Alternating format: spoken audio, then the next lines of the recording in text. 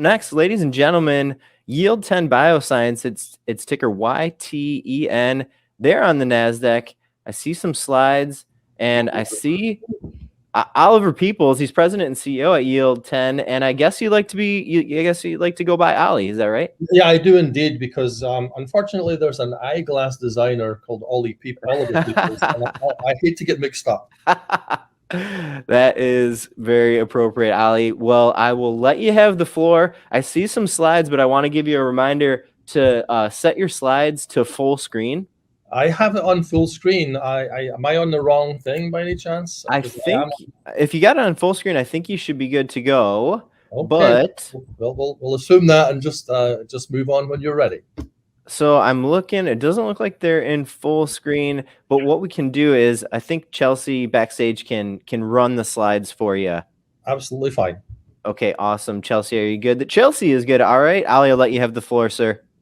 Yeah. So good morning, everyone, and thank you for joining the call. Thank you for joining the call today. Today, I'm going to give you an update on Yield10 Bioscience. We're an agricultural biotechnology company. It's a sort of a whole space that's to many investors really underappreciated.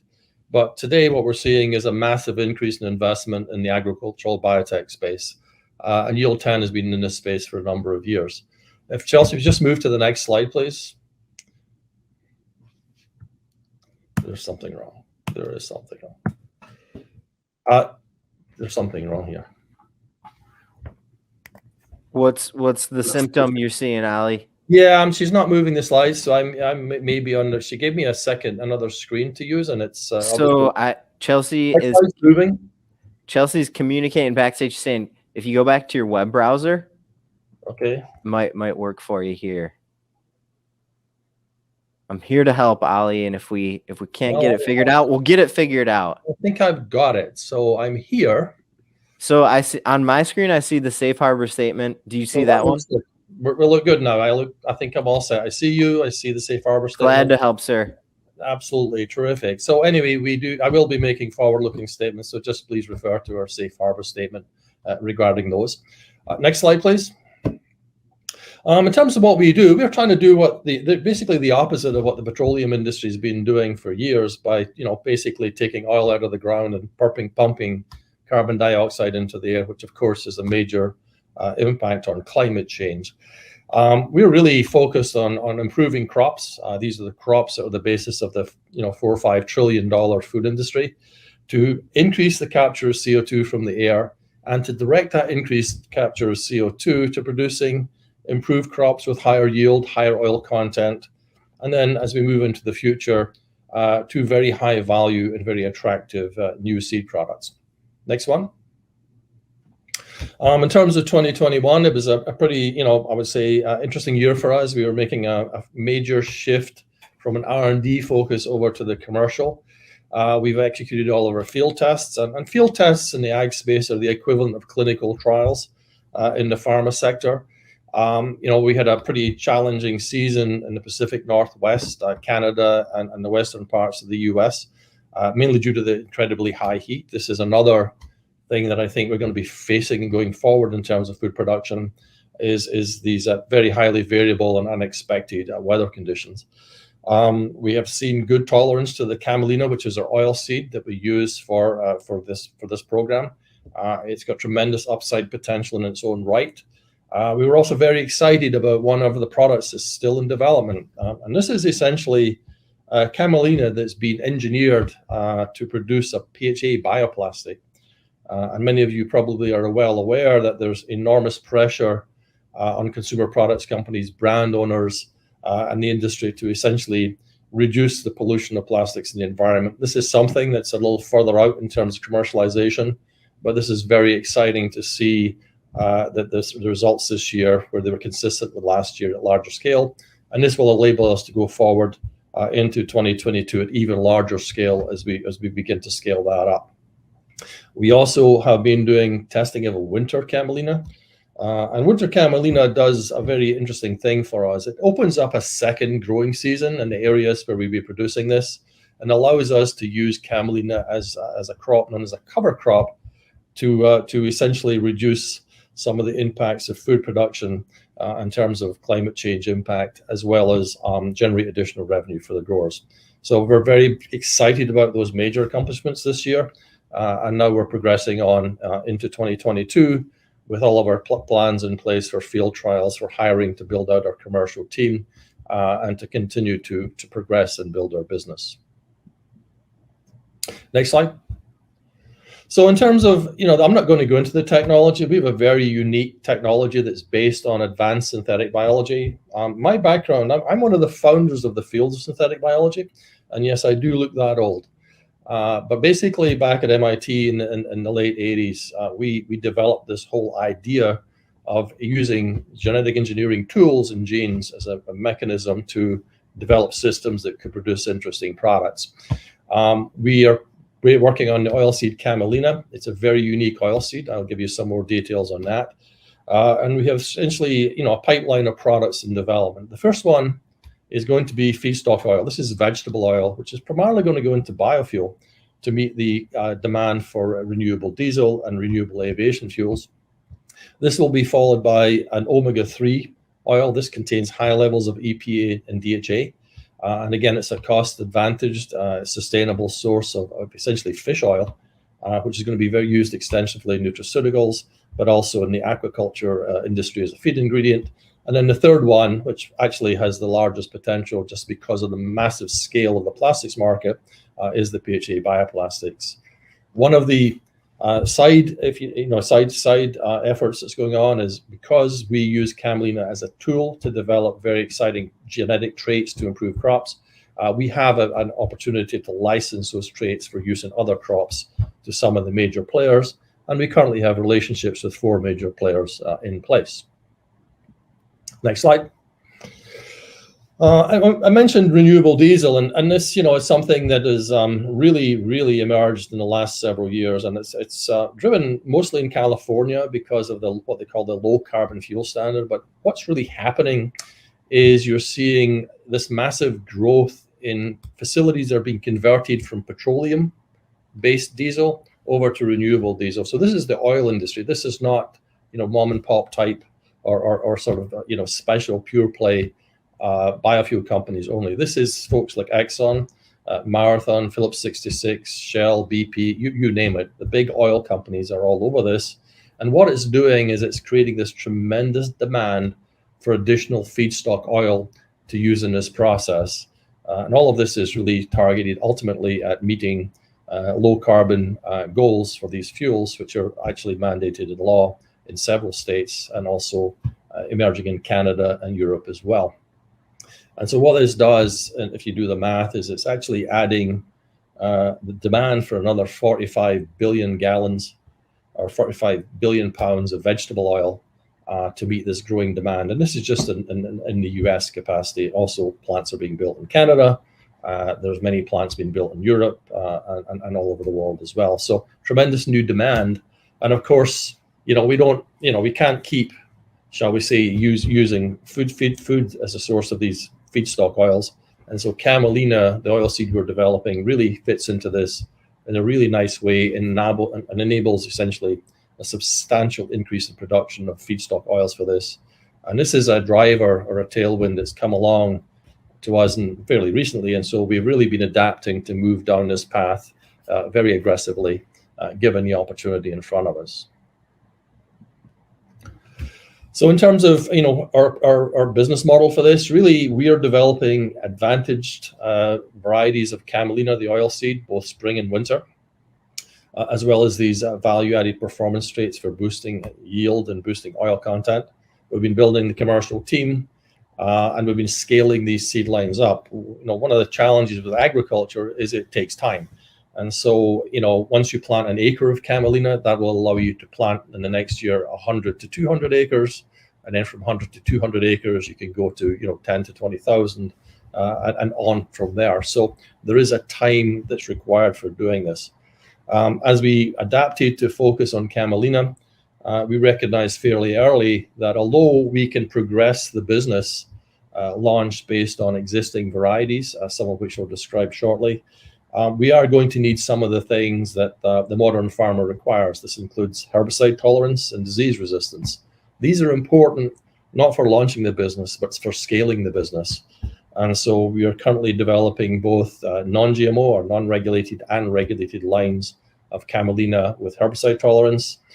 We have actually located and secured rights to lines that are resistant to downy mildew, and we're progressing those as well. And at this point, we really, continue to do work on our performance traits and some of the lines that are in development.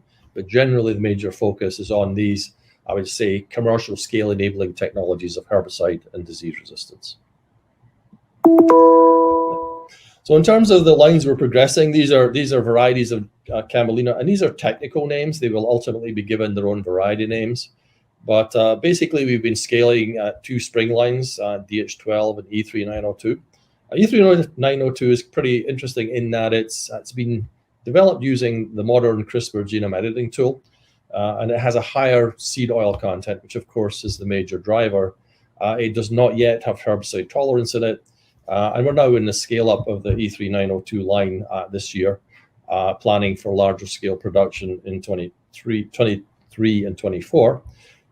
We are also developing herbicide tolerant lines of E3902. We expect that to kick in sometime in the second half of 2023. We will be providing a lot more color on those timelines and the specific milestones along the path to executing on that, so that investors can see the progress we're making towards ultimately launching this commercially. 2 winter lines we developed. And winter lines, we believe, are going to become increasingly important. And I'll go into the reasons why in the next slide. But we are already scaling these up. They've met the yield targets.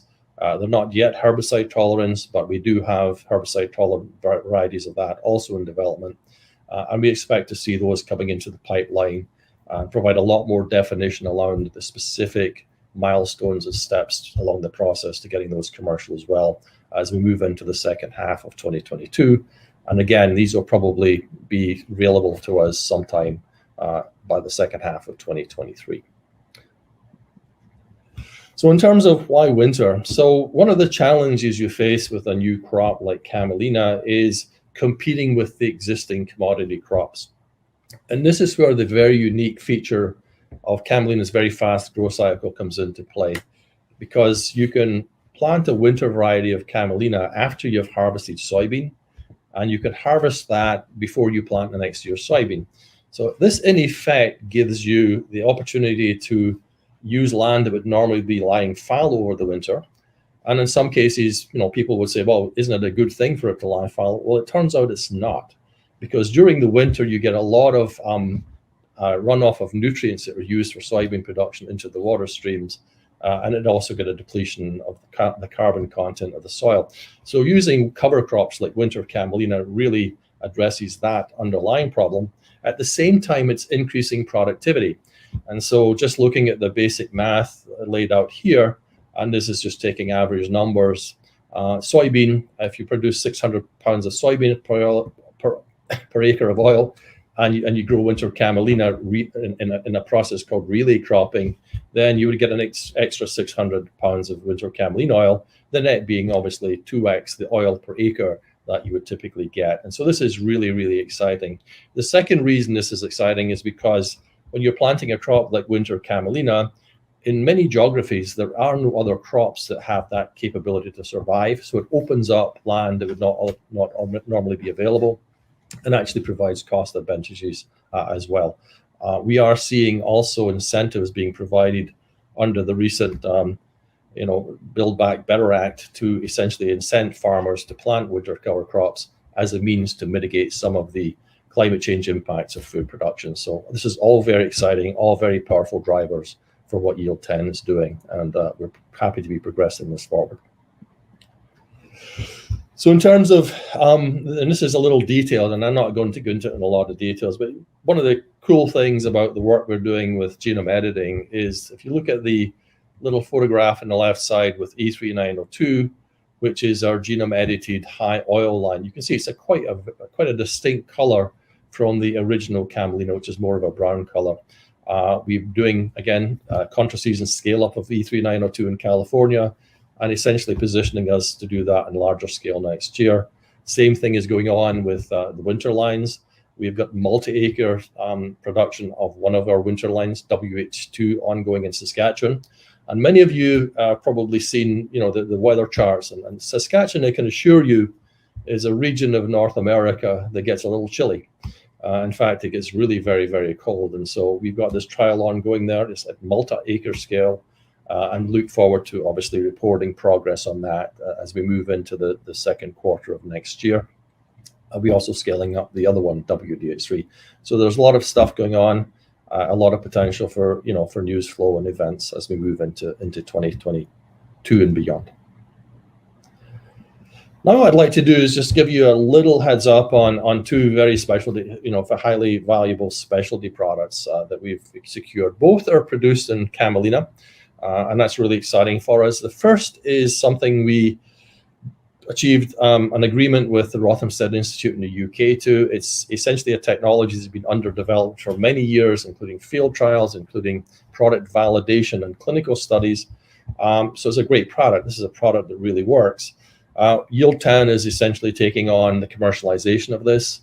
That's something that we secured the rights to in 2020, and we are working very extensively this year to essentially build a path to freedom to operate, mostly focused in South America, as well as develop the regulatory strategy for approval for this for large-scale production.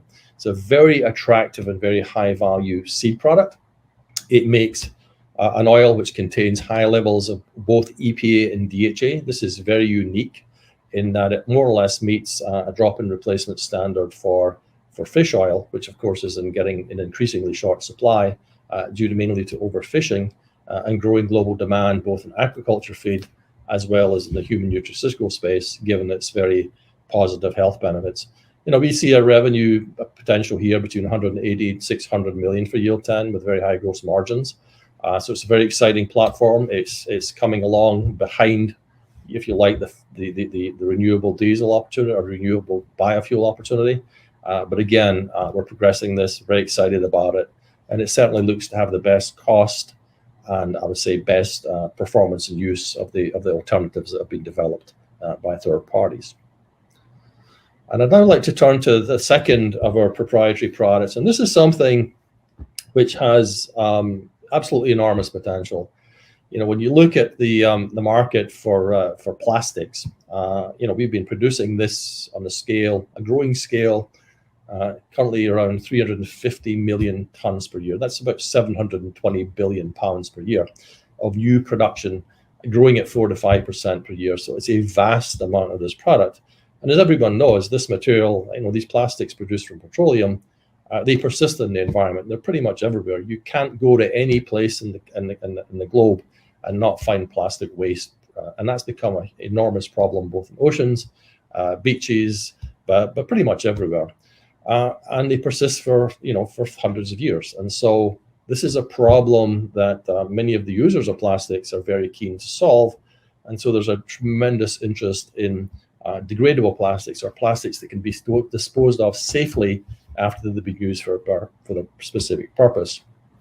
Now, our history as Yield10, and before we became Yield10, was really on these PHA bioplastics. And we developed a very impressive and validated commercial process and commercial technology to produce using fermentation. So we have a tremendous understanding of this space.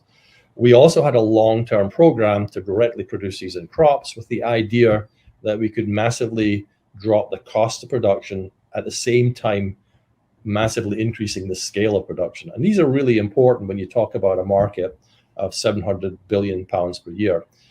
These materials are natural and they're fully biodegradable in all environments. If you like, they're the gold standard.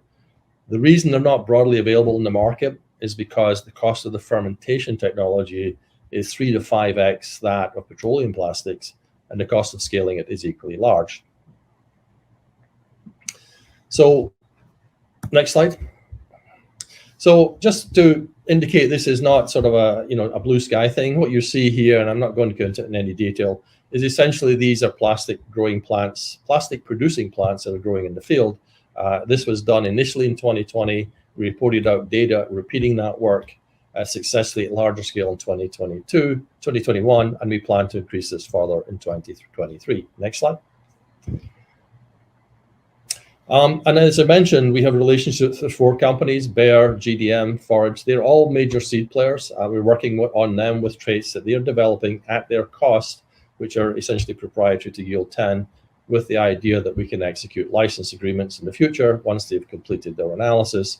These are all progressing on a timeline. And again, we'll report out on where these are headed as these companies begin to reach decisions on whether they want to take commercial licenses or not. Next slide.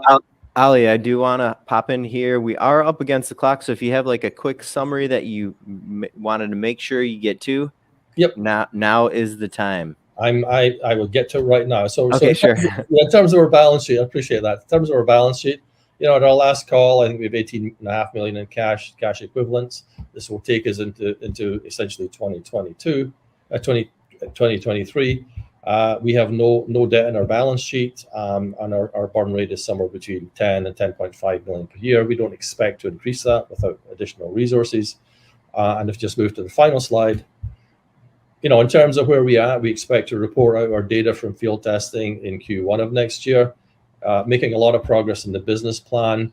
We're really advancing the commercial launch, and we expect by the end of Q2, beginning of Q3, to provide a lot more color and detail around the specific steps along the commercialization pathway.